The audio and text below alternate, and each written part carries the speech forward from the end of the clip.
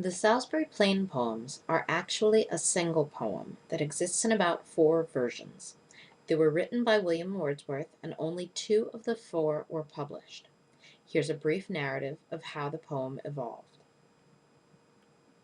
In September of 1792, when Wordsworth was about 22 years old, he took a long walk across Salisbury Plain. Now, for those of you who aren't familiar with Salisbury Plain, this is a little stretch of land. It's about 4 hours west of London by car, and it's north of the town of Salisbury. Salisbury is most famous for its cathedral. It was built between 1220 and 1258. It has the tallest spire in all of the UK, also has the world's oldest working clock, and it's where one of the original copies of the Magna Carta is still housed. In short, you can't find a more historic, more venerable, and more pridefully English place. The plain north of it has an even longer history. Just a few miles north of Salisbury is the ruin of Old Sarum. For 1,000 years before Salisbury Cathedral was built, Sarum was a fortress town. It was settled by the Romans, who built up the area, and they had their own cathedral, which still stands as a ruin. Still further north on the plain is England's most famous ruin, Stonehenge, a prehistoric monument probably built between 2500 and 3000 BC. The mystery of Stonehenge is that nobody knows what its purpose was.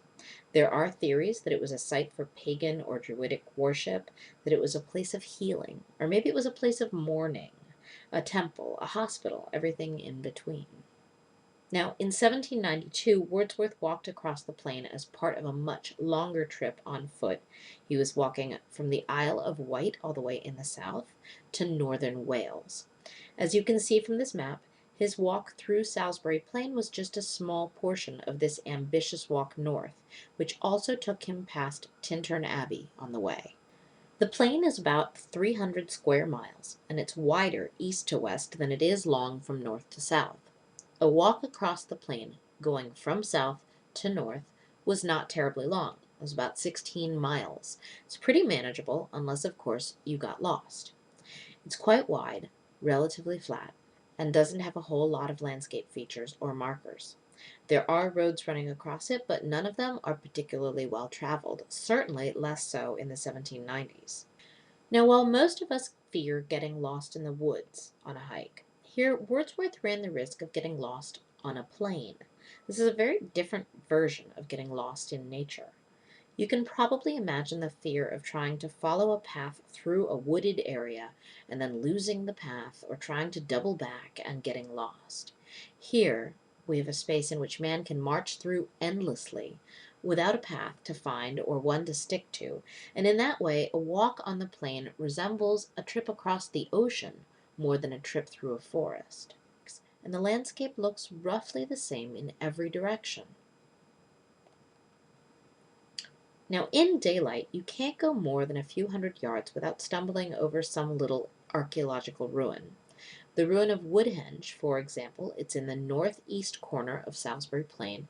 It's much older than Stonehenge, dating back to around 9 or 10,000 BC. And it was a wooden dwelling in which about 30 or 40 families lived. They lived together as a kind of a community. What's especially fun about Woodhenge is that it actually wasn't discovered until 1925, when a low-flying aircraft actually saw a pattern in the ground from overhead. If you lived on the plain, you probably knew that this ruin existed. We just didn't have a record of it. So imagine young Wordsworth, age 22 years old, trying to cross the plain. He finds himself walking through ruins for hours and hours, but he's ambitious and young and doesn't think much about getting lost, until, as he's trying to find his way off the plain, he realizes that the sun is setting and he starts to panic. He winds up spending a night out on the plain and then finds his way out the next day. Needless to say, it was a memorable night, and it's one that became the origin of this poem. As you can imagine, the first version of this poem, we call it simply Salisbury Plain, is the most panicked sounding of the versions. Wordsworth wrote it somewhere around 1792 or 93, and it's filled with ghostly presences, feelings of horror and terror, a young man swallowed by a fearsome landscape. When he revisits this poem a few years later, in 1795. He rewrites it and calls it Adventures on Salisbury Plain. In this version, the poem is even longer, and it begins to weave in Wordsworth's liberal politics. Suddenly, horror and terror of the plain reflect the horror and terror of going across the ocean to war. Like in The Ruined Cottage, the war that's represented is the American Revolution, but the war Wordsworth is really thinking about is the French Revolution. He transposes one war onto the other, because it's easier to talk about an event from the past than it is to talk about one that's ongoing. The Female Vagrant is the third version of this same poem, and it's really just an excised portion of Adventures on Salisbury Plain. It's a short selection telling the woman's story that was edited down and included in Wordsworth and Coleridge's lyrical ballads. By itself, the Female Vagrant story focuses even more closely on the horrors of war, on what war does to the homeland, and how vagrancy is the inevitable result. The last time Wordsworth revises this poem is in 1842 when he's 72 years old. His liberal politics are gone. He is reverent and religious. The poem is stripped of its Gothic spookiness, and in place of laments about war, we get a lesson on the importance of religion and finding God and salvation. There's a reason we rarely read Wordsworth after about 1809, and it's because, sadly, he becomes boring.